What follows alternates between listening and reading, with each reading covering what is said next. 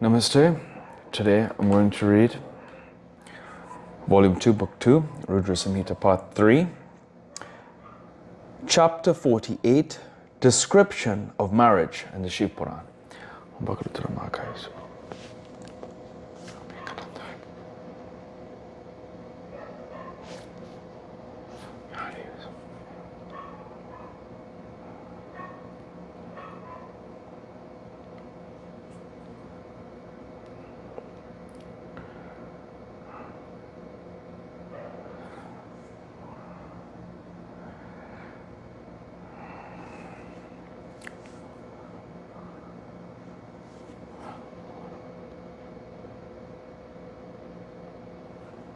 Hari Om Tat Sat.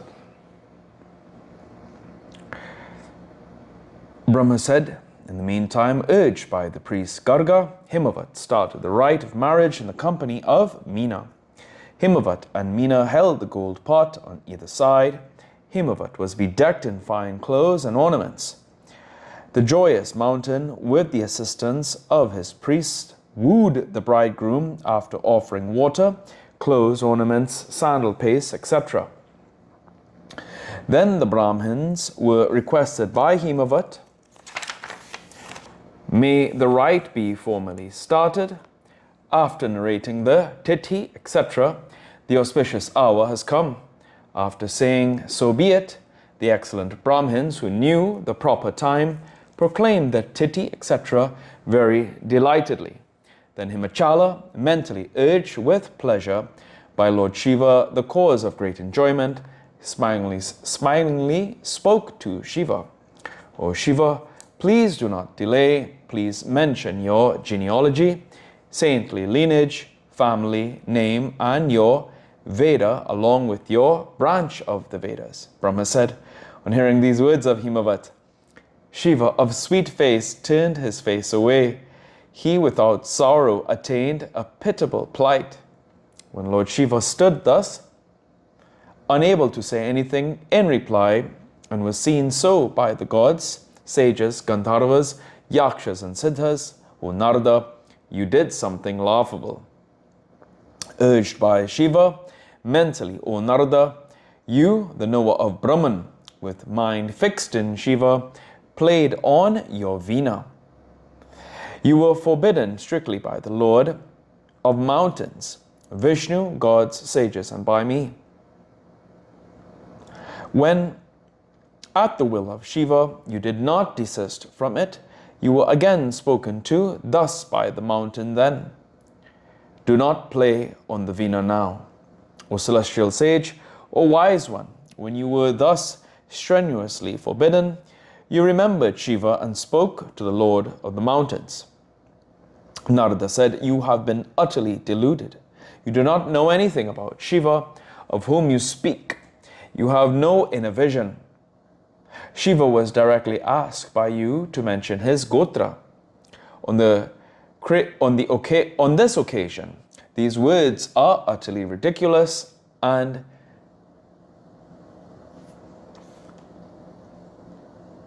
derisible.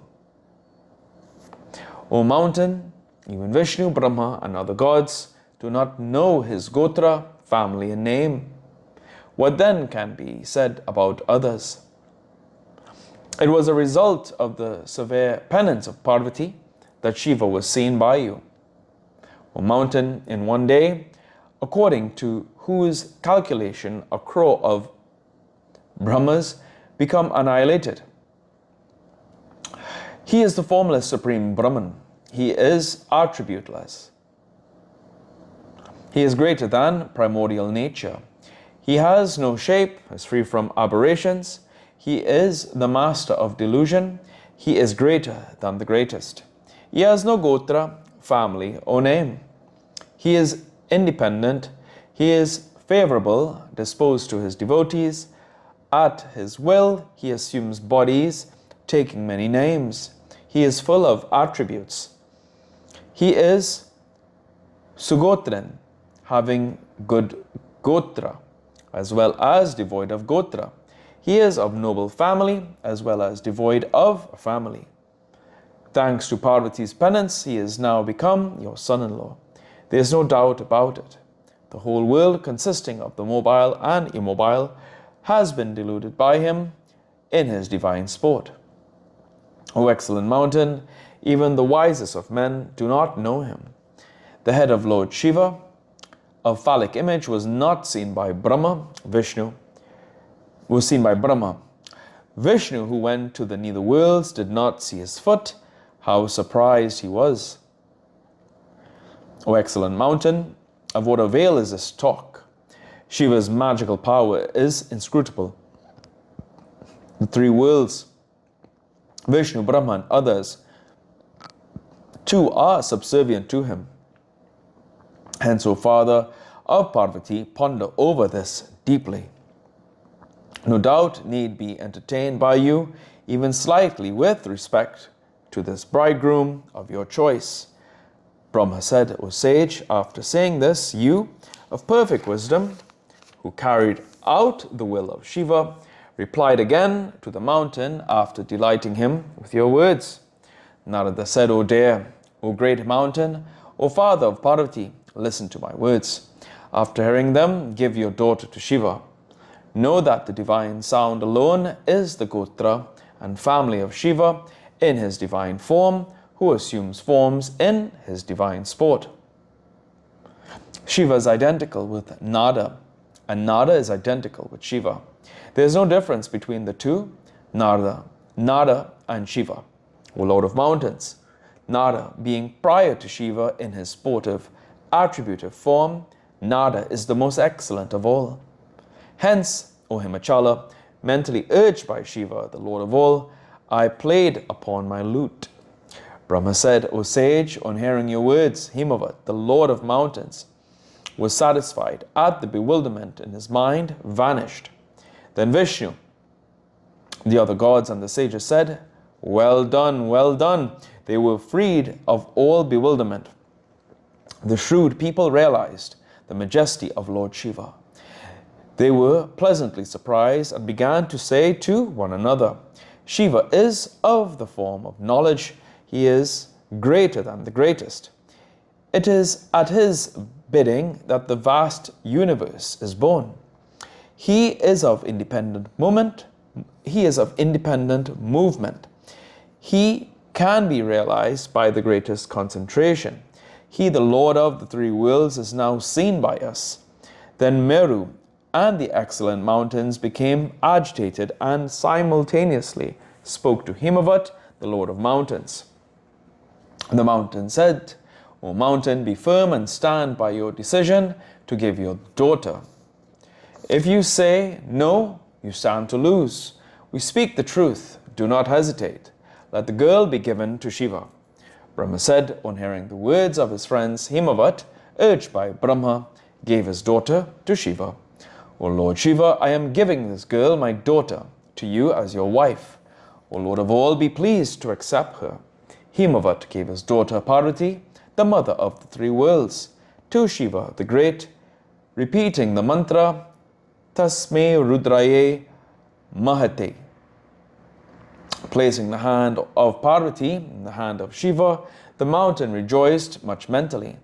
He had the satisfaction of crossing the ocean of his ambition. Shiva grasped the lotus-like hand of Parvati in his hand, repeating the Vedic mantras. Lord Shiva was greatly delighted. Touching the ground and showing the worldly course of action, O sage, Shiva recited the mantra, Kamasya Kodat. There was a great jubilation everywhere that gladdened everyone. Cries of victory rose up in the heaven, the earth, and the sky. The delighted people shouted, well done, and obeisance to you. The Gandharvas sang sweetly, with pleasure. The celestial damsels danced. The citizens, the subjects of Himavat, rejoiced in their minds. There was great auspicious jubilation. Vishnu, Indra, I, and the gods were delighted, with the faces beaming like full-blown lotuses. Then the gleeful Lord of Mountains gave the ancillary articles of present to Shiva in a fitting manner. Then his kinsmen worshipped Shiva with devotion. and gave Parvati and monetary presents to Shiva in accordance with the various injunctions of the Sastras.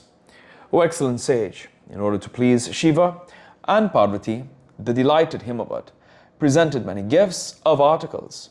He gave to Shiva some articles of dowry. Different kinds of gems and gem-set vessels were given to him. He gave 100,000 cows, 100 horses duly fitted up, and 100,000 servant maids of loving nature and endowed with all necessary articles. O sage, he gave a crore of elephants and chariots inlaid with gold and made beautiful by gems. Thus Himavad attained perfect satisfaction after giving his daughter Parvati to Shiva, the great Lord, in accordance with the rules. Then the Lord of mountains, with palms joined in reverence, eulogized Lord Shiva joyously with the hymns of the Yajurveda. Then, at his behest, the sages jubilantly performed the holy ablution over the head of Parvati.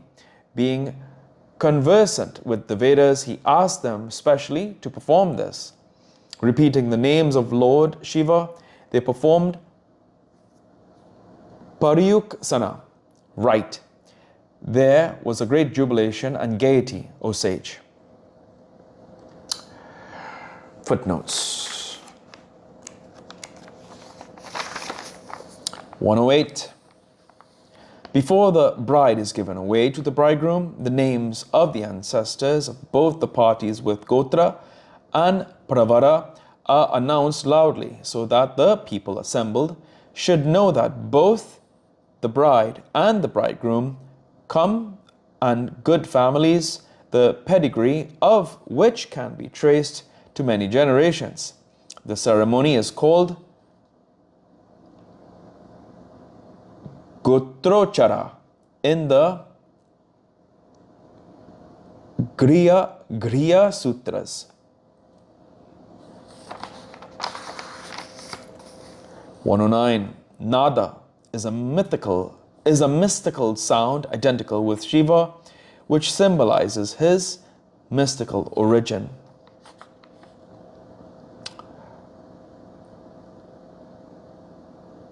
Okay.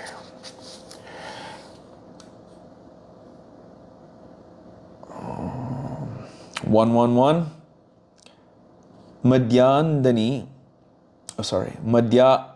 Madhyandina is a popular recension of the white Yajurveda, of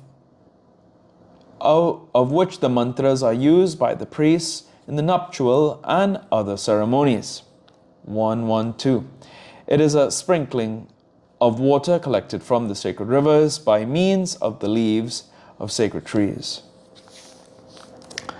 Here ends today's reading of the Shiva Puran.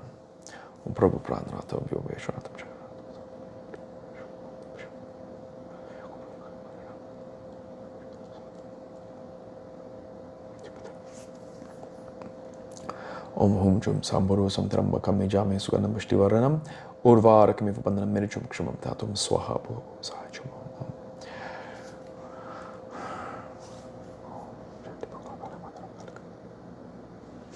Om Tua Mata Chapitatva Tua Manusha Chasakatva Tua